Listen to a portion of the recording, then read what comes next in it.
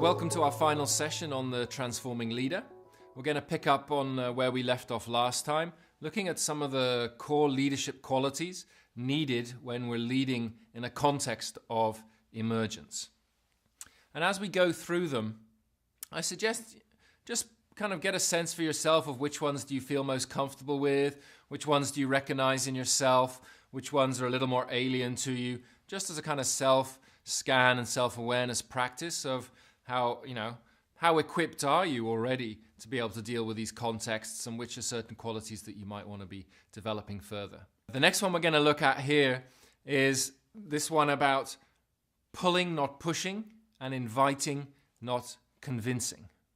So in these times of change, you can't force the change on people. There will be people who are feeling it and who are ready to move, and there will be people who are simply not. And so any call to change has to be framed as an invitation and very personalized in a way. It's kind of, well, this is what I'm sensing. Is there anybody else out there who would be interested in exploring this with me? And then gradually, as the community starts to build, more and more people become attracted to it. But if you try to force this change down on an organization or a system, then you're likely to meet a lot of resistance, because people are quite afraid often in these phases of change because they don't know what's coming.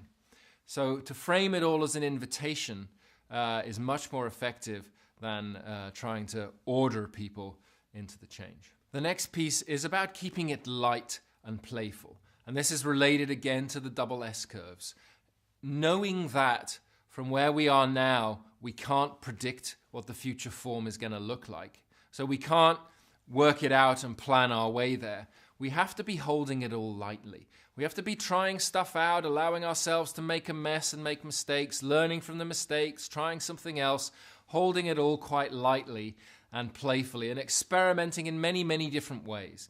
Kind of some of the craziest things maybe we can think of. We need to bring them all out of the hat, try them all out, learn with each other, and then begin to notice what it is that starts to work. So not to take ourselves too seriously, not to worry when things don't work out well, but to have a discipline of learning, but to really keep ourselves light and experimental in this phase and encourage that culture within our organizations. The next quality is really about how we enable co-creation in our organizations, how we enable people to come from different perspectives and start to create the new in a way that none of them could have done individually themselves. And it's often this dance between, on the one hand, letting go of things, so sensing, as we've been talking about before, letting go of our old ways of knowing, being really open to stuff, allowing it to come in. But at the same time, we also have to act. When we feel, as we're sensing, that now there's something crystallizing, we have to take the courage to act, even though we're not sure what result it's going to have. And in fact, that's a very important quality of our action at these times and in these change contexts, is to act without attachment to the outcome. Just through our sensing, we get a feel that this is what's needed, and then we fully step into doing that, and then we step back and we sense again. We notice what impact that has. So it's like a rhythm of sensing and acting, of letting go and letting come, of diverging out with lots of different ideas, and then at some point converging back in and deciding on something and trying it out, and then diverging out again. So really this dance that enables a co-creative process between different players involved. So we're going to locate some of these last elements within our integral framework so that we can see how it all adds up. So you could see that co-creative piece located down in the lower left. It's how we create the culture that enables different people to work together in different ways and enables a collective intelligence to emerge from the system. So knowing that comes out of the collaboration that nobody could have come up with themselves. So as we move on to the next one, this is located in the lower right quadrant. So it's about our systems and structures. And we need to learn more how to design our organizations in ways that mimic nature. So nature in its structures are not rigid like the way we've built many of our structures and processes. They're much more dynamic and flexible. So how do we bring in some of the organic design principles from the way nature does things into the very way we design our buildings, our architecture, our systems, structures, and processes in our organizations that will give us the flexibility and adaptability to move forward? So that locates itself in the lower right quadrant. And then the next one here is very important. The individual exterior and the vitality that we need from that.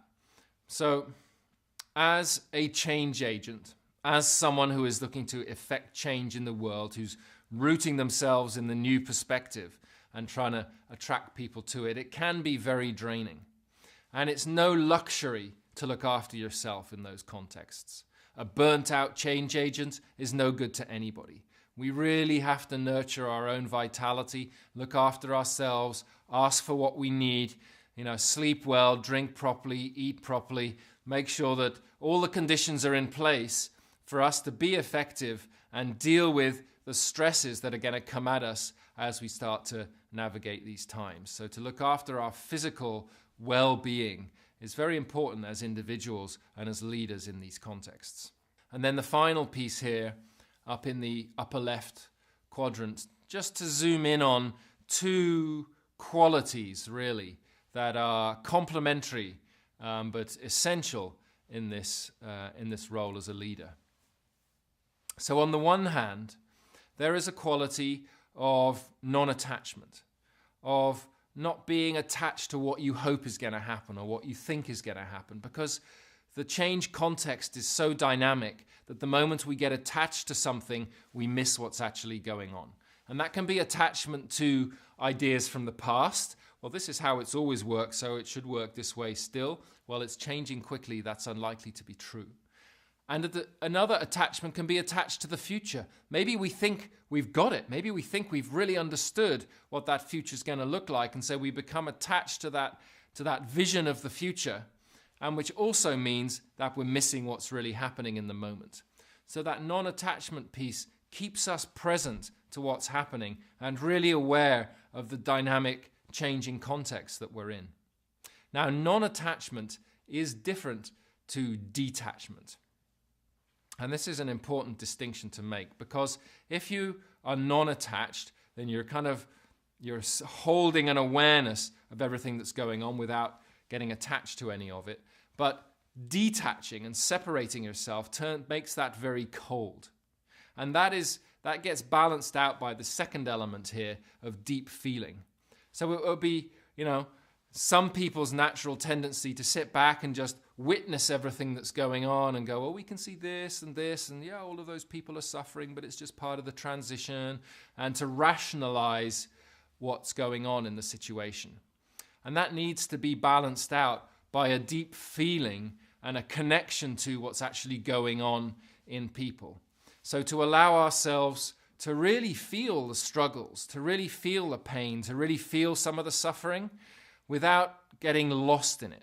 And that's the balance between the deep feeling and the non-attachment. It allows us to stay in touch, because if we don't have that feeling, if we don't let it in, we lose the fire that's going to fuel our passion to make a difference in the world. So we have to allow the feeling in, but not allow ourselves to wallow in it or get swamped by the feeling or taken over by it. And that's how the non-attachment balances that deep feeling, by enabling us to step back for a minute and see the bigger picture.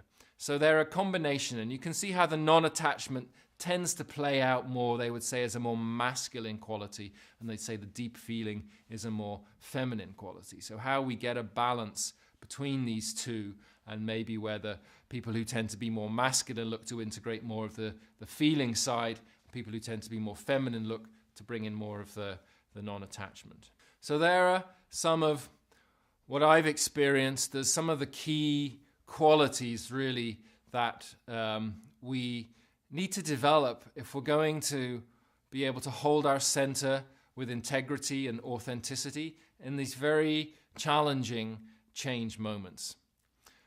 you now have time to reflect on that, to integrate some of these, to look at, explore through your journaling, what seems to work for you, where do you recognize yourself, where might be some of your challenges in that, to maybe pick a couple of personal development modules that would support some of the issues you want to work on, and to explore this more deeply in the forums with your fellow students.